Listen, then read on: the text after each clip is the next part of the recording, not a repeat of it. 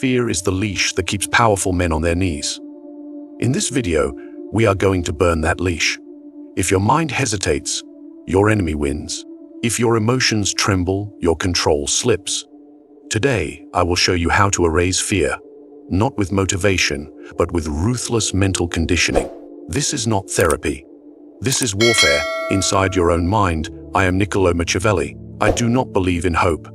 I do not trust comfort. I do not rely on emotion. I trust only what can be shaped, trained, and weaponized. Fear is not something you run from. It is something you condition, mold, and destroy. Like a tyrant training his horse for battle. You break it, or it breaks you. In this lesson, I will teach you how to eliminate fear, not as a philosopher, but as a strategist of the mind. A prince must conquer not only his enemies, but his own illusions. And fear is the most cunning illusion of all. You believe fear is real because your body reacts to it. Your palms sweat. Your chest tightens. Your mind spins in anxious circles. And so, like a frightened child, you surrender to the illusion. But allow me to correct you. What you call fear is not a truth. It is a signal. And signals can be manipulated, reprogrammed, or silenced. Fear is a mental virus. It infects the imagination first, then the body. It does not come from reality. It comes from interpretation. You see a failure in the future and imagine it will destroy you. You hear a judgment in someone's voice and you assume your worth is being reduced.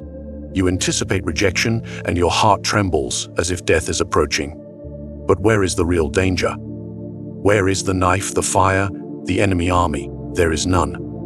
The battlefield is entirely within you, and a mind that cannot distinguish imagination from truth becomes a slave to its own illusions. The masses worship fear as if it were a prophet. They listen to its every warning. They shape their entire existence around avoiding its punishments. They call it intuition, but it is cowardice disguised as wisdom. They do not understand that fear is not information. It is distortion. You cannot afford to treat fear as your compass. It leads only to mediocrity, silence, and surrender. Now listen carefully. To break this virus, you must do something unnatural. You must stop treating your fear as an extension of your identity. You must separate it, externalize it, and analyze it like a disloyal advisor. When fear arises, do not say, "I'm afraid." Say, "Fear is present." That small shift destroys the illusion of ownership. You are not fear, you are the observer. You are the general. Fear is simply a messenger. And like all messengers, it can be dismissed. The problem is not that fear exists. The problem is that you believe its voice, you give it authority, you sit at its feet like a student.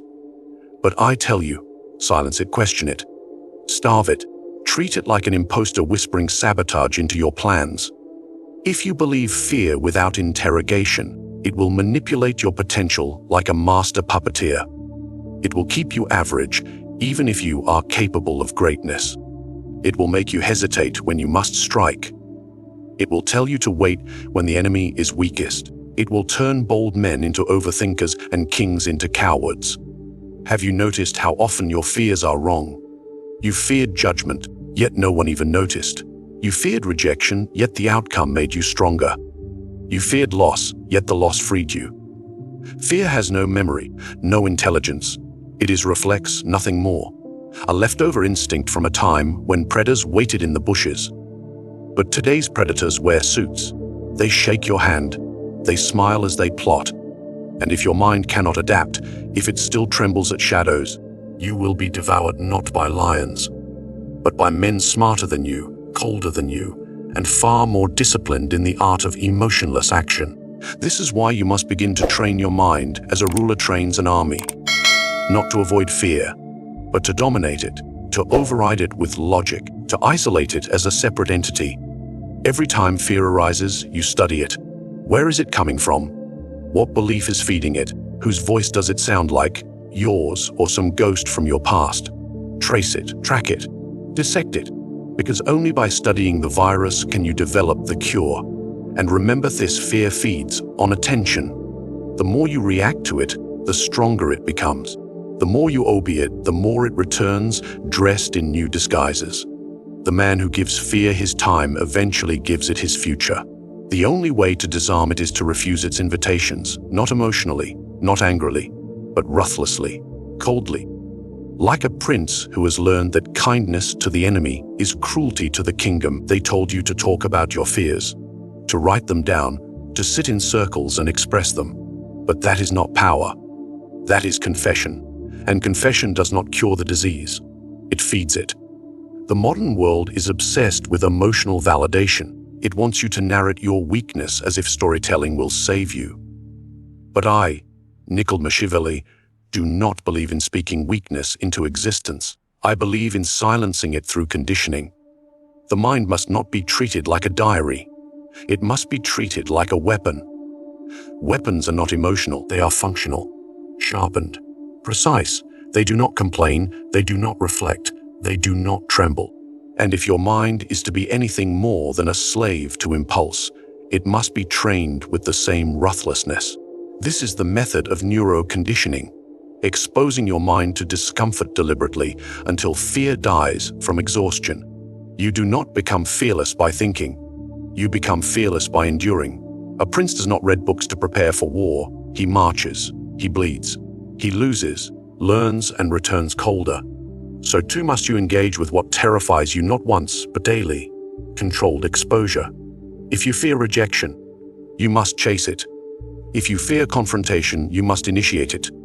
If you fear failure, you must seek the edge of your competence and leap. Most men live inside a castle of comfort. They believe it protects them, but in truth, it weakens them. Comfort is the silent architect of fear. The longer you hide in what is familiar, the more dangerous the unfamiliar becomes. So I say, destroy your comfort deliberately. Wake before you want to. Speak when silence would be safer. Act when hesitation tempts you. This is not bravery. This is training. You must understand that fear is not a monster. It is a threshold.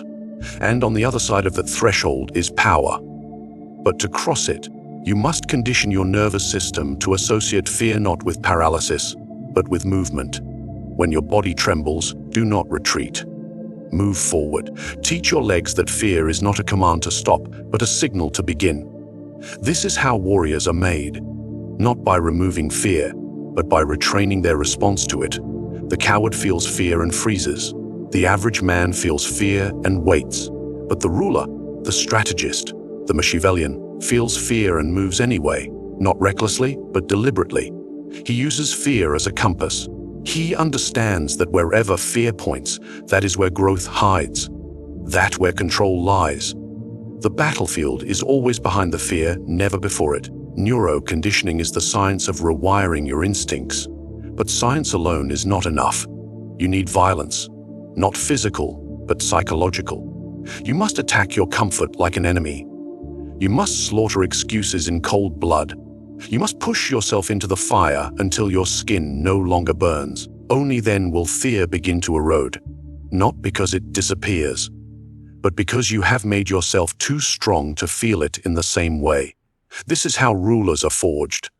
In silence, in repetition, in relentless confrontation with the very things they once avoided. You must stop treating fear as something to understand and start treating it as something to outlast. Repetition is your sword. Discipline is your shield. Exposure is your war. And when your mind is conditioned by choice, no external threat can condition it by force. The world does not belong to those who feel safe. It belongs to those who feel fear and move anyway. Not once, not occasionally, but constantly, relentlessly, until fear becomes background noise, until courage becomes a reflex, until every ounce of hesitation has been melted in the furnace of repetition. That is the Machiavellian method. That is how you reprogram the mind from victim to sovereign. You think fear is emotion, but it's not. Fear is repetition. It is memory dressed as instinct. Your nervous system is not built to protect you. It's built to repeat you. Every time you respond to fear with hesitation, your body learns, oh, this is how we behave under threat. And so it repeats, day after day, week after week, until fear becomes your pattern, not your exception. And the man ruled by patterns is never his own. You cannot think your way out of this. You must condition your way out. The body does not speak words. It speaks movement, rhythm, and ritual. If you wait for confidence to strike, you have already lost. The enemy has already marched through your gates. What separates the powerful from the passive is not thought. It is ritual, the daily act of overriding fear with action until the act becomes identity. This is why the prince does not wait for the right moment to assert control. He creates it. He builds internal systems of power, repetitions of ruthless action that embed new instincts. Rituals are not superstition. They are the architecture of dominance. Every day, at the same hour, in the same tone, you act in defiance of hesitation. That is neuroconditioning. That is behavioral conquest. When the body trembles, you do not retreat. You do not bargain with your biology. You execute your ritual, you step forward, you speak, you move. You don't think about it. You don't analyze, you act. And in that moment, something extraordinary begins to happen. Your nervous system rewrites its own script. What was once panic becomes performance. What was once fear becomes fire. The fear is not gone.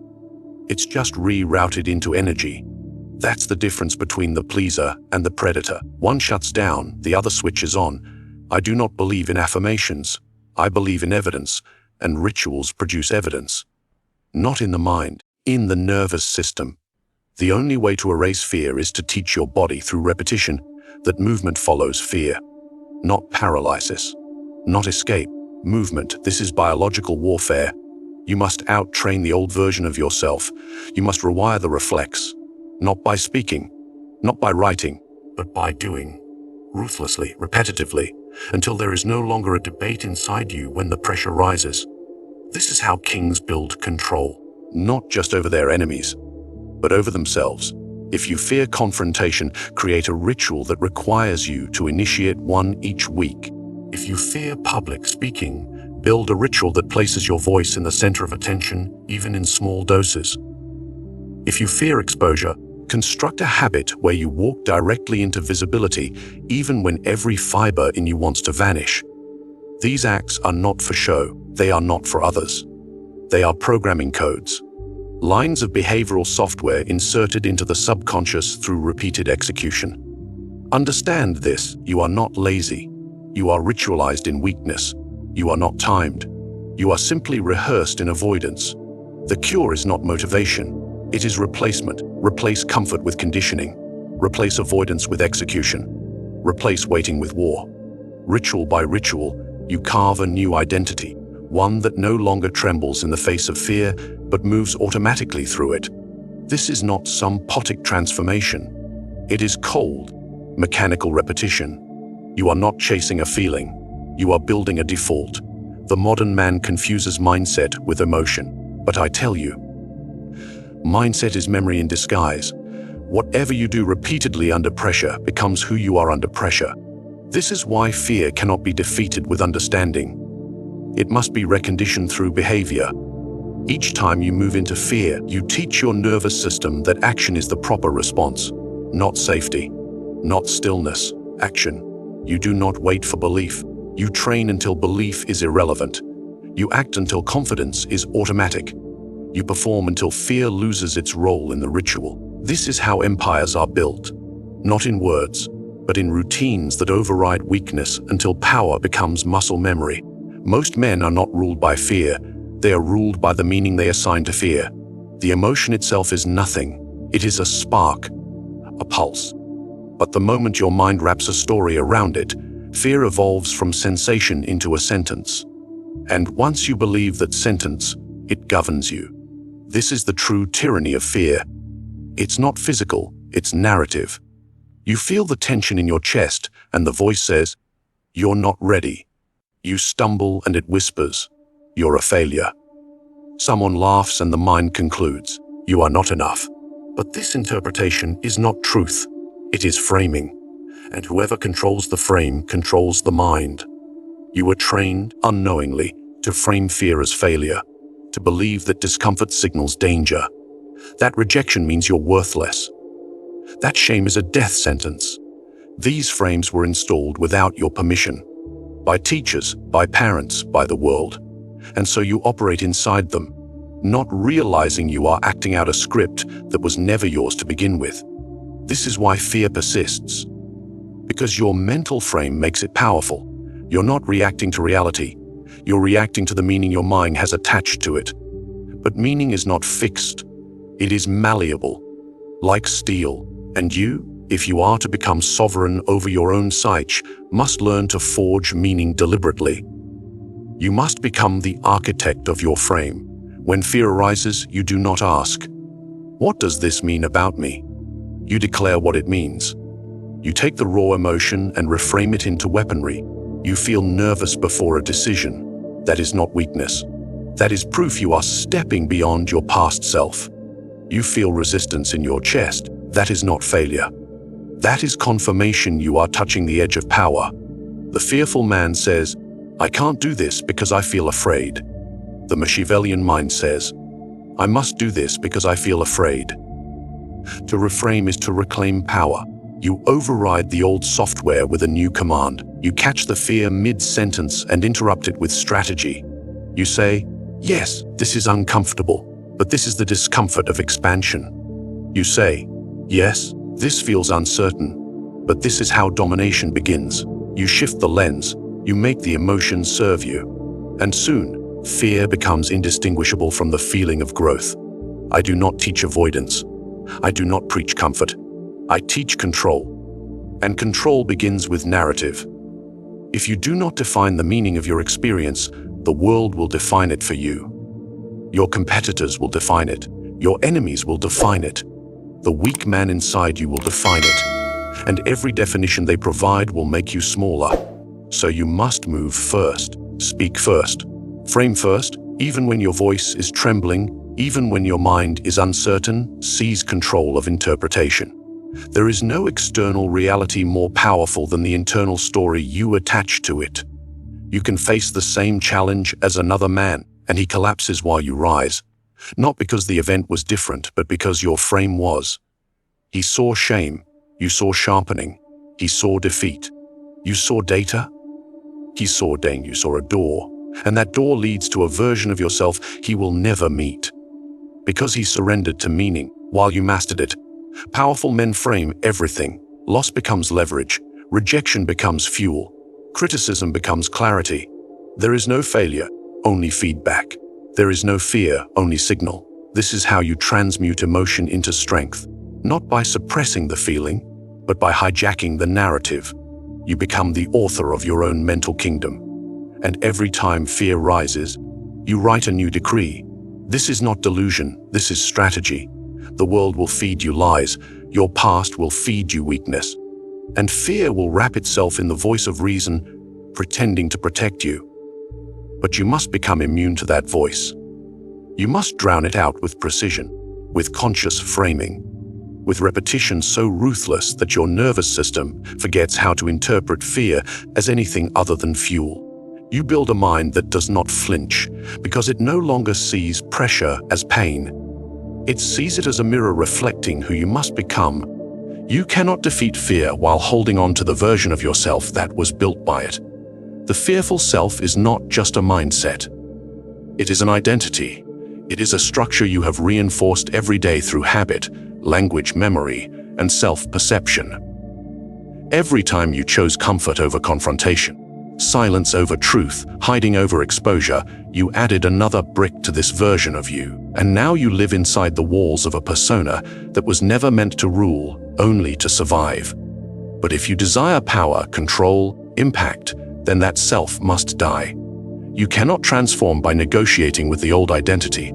You cannot ask it to step aside politely. You must assassinate it. Kill the part of you that flinches, the one that apologizes for existing, the one that seeks validation like a beggar, the one that overthinks until opportunity is gone. This self was shaped by fear, and therefore it will always obey fear. No matter how much knowledge you acquire, how many books you read, how many plans you design, if you do not destroy the frightened identity, all of your growth will collapse under its influence. Understand that identity is not something you are born with. It is constructed through repetition. If you repeat weakness long enough, you believe you are weak. If you repeat escape long enough, you believe you cannot face. But the opposite is also true.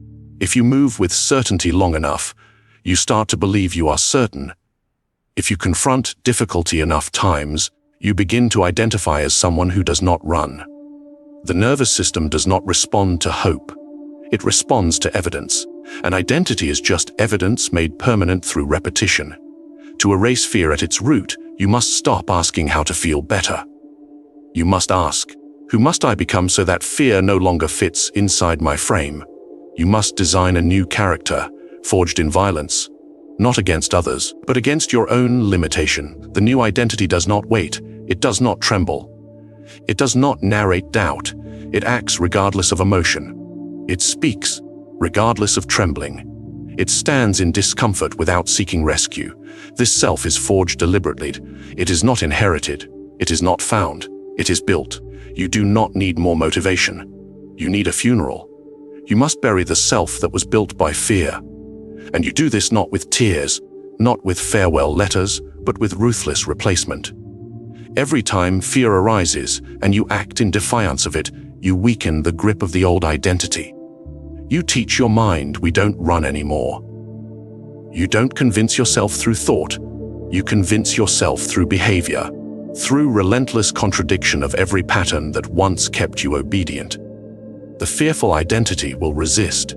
It will whisper in your mind that this new version is arrogant, reckless, inauthentic. But those whispers are survival tactics. They are the dying breath of a weak self clinging to power. You must not entertain them. You must out-act them. You must build so many new behaviors that the old self becomes irrelevant, like a ghost trying to possess a body that has already evolved. And make no mistake, this is not transformation. This is replacement. The old you does not grow into the new you. It is eclipsed by it. You do not gently transition. You revolt. You hijack your own identity and install one that is engineered for power. The man who walked in fear is not the one who will walk in command. That man must be destroyed in full view of your consciousness. And every time you move forward under pressure, you put another nail in his coffin. You become immune to the shame of your past self because you no longer answer to his name. You stop justifying his fears. You stop explaining his failures. You are no longer his advocate. You are his executioner. Most will never do this. They will edit their fears instead of erasing them. They will decorate their cage and call it growth. But the Machiavellian mind knows the truth. If fear built the previous version of you, then fear must die with it. You cannot carry your chains into the throne room and expect to rule. You must arrive empty of excuses and full of evidence. Evidence that you have buried the servant and resurrected the sovereign. Not with words, not with theory, but with action so definitive that your nervous system has no choice but to believe you have become something entirely new. You were taught to fear fear, to hide from it, to treat it as a flaw, a sign of weakness. But now you understand, it was never the fear itself that held you back. It was your obedience to it. Your belief that fear was a command instead of a challenge. The powerless wait for fear to disappear. The powerful rewire their minds until fear is irrelevant. You have seen the battlefield clearly. Fear is not an enemy. It is a test, a signal, a threshold that separates the ruled from the ruler. And if you follow the method I've given you, if you detach from fear's illusion, condition your mind like a weapon, ritualize forward motion, reframe every signal, and kill the old identity, you will not need to conquer fear. You will outgrow it. You do not need more reassurance. You need transformation. Ruthless, deliberate, irreversible transformation. Not in theory, in identity. Fear will knock again. It always does. But next time, it will not find the same man waiting, because the man who once trembled has been replaced by one who commands. One who does not ask, "What if I fail?" but instead declares, "Let the world move. I do not." This is the Machiavellian method of erasing fear, not with comfort, not with talk, but with cold, systematic, psychological warfare on the self. You were not born to obey your fears. You were born to rule over them. And now you know how.